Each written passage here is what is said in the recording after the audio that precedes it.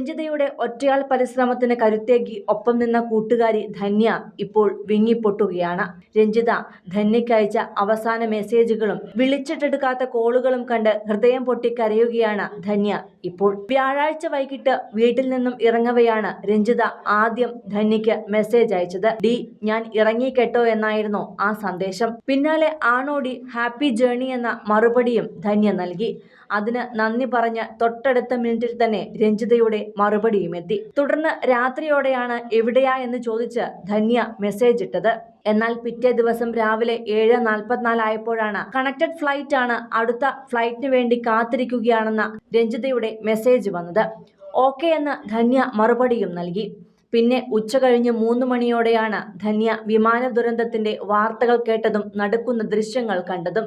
പാഞ്ഞെത്തി ഫോണെടുത്ത് നേരെ കോൾ ചെയ്യുകയായിരുന്നു.